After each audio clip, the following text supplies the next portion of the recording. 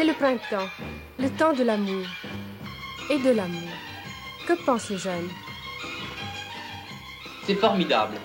C'est quelque chose d'extraordinaire. Le tout, c'est de le connaître. Formidable. Ah bon? Extraordinaire. C'est pas là? Mieux que ça. Oh là là. C'est formidable, non? Si, c'est formidable. Oui, tu verras. Non, puis d'abord, j'ai une tête à ça. Une tête à quoi? À avoir des grands amours.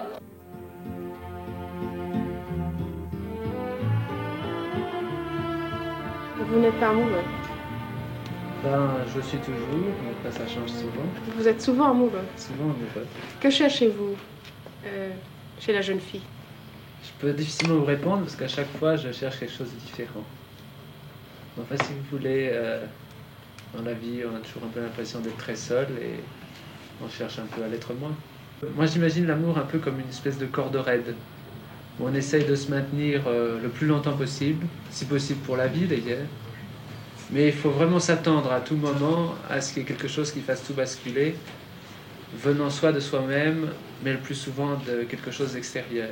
Quand j'étais jeune, je disais aux jeunes filles « je t'aime ». Maintenant, j'ai appris à me méfier de ce genre de paroles définitives, parce que je suis à un âge où il vaut mieux faire très attention avant de s'engager. Quel âge avez-vous? 23 ans. Est-ce que vous vous dites « je t'aime » ? Non, parce que c'est un mot qu'il ne faut pas gaspiller. Est-ce que vous pensez que l'amour, aujourd'hui, rime avec toujours? Oh non. Vous pensez que l'amour est éphémère? Il est éphémère si on ne prend pas soin de le faire grandir. L'amour, on le trouve pratiquement à tous les coins de rue. Reste à vouloir le faire grandir, reste à vouloir en faire quelque chose. Si on le prend comme il vient, si on ne cherche pas à l'améliorer et à construire quelque chose, à faire quelque chose de constructif, il s'en va comme il vient. Il faut vouloir. On ne doit pas dire je t'aime, on doit partir ensemble et aller n'importe où, mais rester ensemble. Que le monde s'écroule autour de soi et rester ensemble, que le reste n'ait plus aucune importance. Et que ce qu'il peut y avoir autour, ben, ça ne soit que pour renforcer justement cet amour.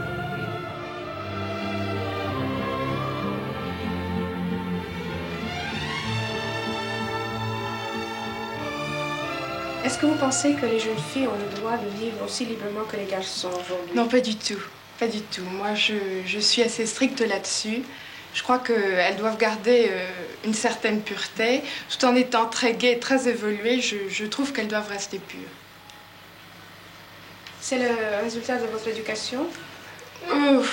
Non, oui, évidemment, j'ai eu certains principes depuis mon enfance par l'éducation que j'ai reçue, mais c'est surtout la façon dont je le pense vraiment.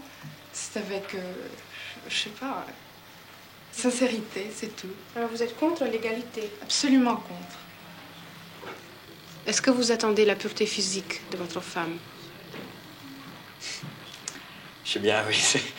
Les hommes sont un peu d'ailleurs égoïstes de ce point de vue-là, parce qu'ils attendent souvent, du moins, la pureté physique, c'est la femme, et ils n'ont pas une. En tant que célibataire, ils n'ont rien fait pour ça. Enfin, je l'attends quand même. Comment vous appelez-vous? Moi? Oui. Leslie Hart. Vous êtes américaine? Oui. Quel âge avez-vous? 22 ans. Et vous? Je m'appelle Gérard, j'ai 22 ans. Que faites-vous? Je suis étudiant en lettres. Et que fait Leslie? Eh bien, aux États-Unis, elle était chanteuse et actrice, et en ce moment, elle apprend le français. Pourquoi est-elle venue en France? Faudrait peut-être lui demander, je crois. Pour être avec Gérard. Pour être avec Gérard? Gérard? Oui. Vous l'aimez? Oui. Et vous l'aimez? Ah oui. Vous vivez ensemble? Oui. Pourquoi ne l'épousez-vous pas? Parce que ça ne me paraît pas une nécessité de commencer quelque chose par le mariage. L'amour, ça n'est pas le mariage. Surtout, le mariage, ça n'est pas l'amour. Je ne suis pas contre le mariage. Pour l'instant, ça ne me paraît pas une nécessité. Le mariage se présentant pour moi comme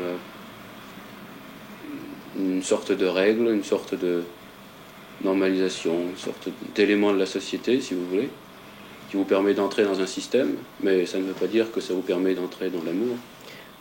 On dit que les garçons profitent des filles libres et finissent par épouser les autres.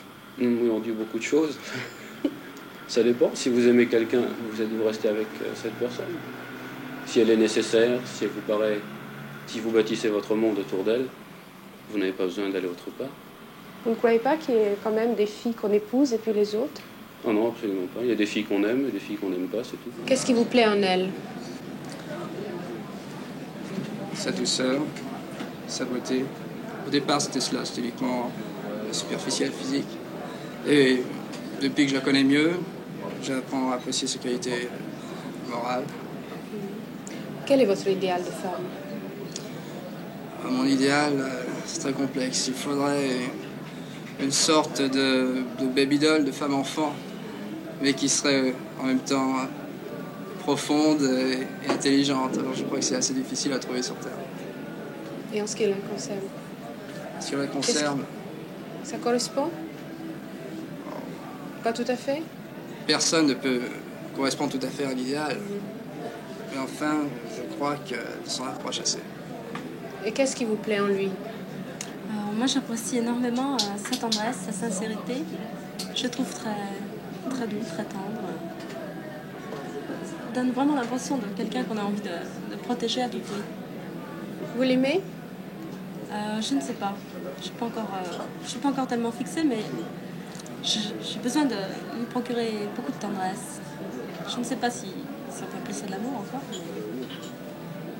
Est-ce que vous l'aimez? Oui. On peut aimer plusieurs fois dans la vie, mais de différentes manières. Vous voyez bien que, surtout quand on est jeune, on peut avoir souvent l'impression d'aimer, et ça ne dure pas longtemps. Et puis il vient un jour où on rencontre l'amour avec un grand A, et c'est celui-là qui doit durer. Peut-être pas toute la vie, parce que ça doit être très rare, je pense, mais enfin, la plus grande partie de l'existence quand même.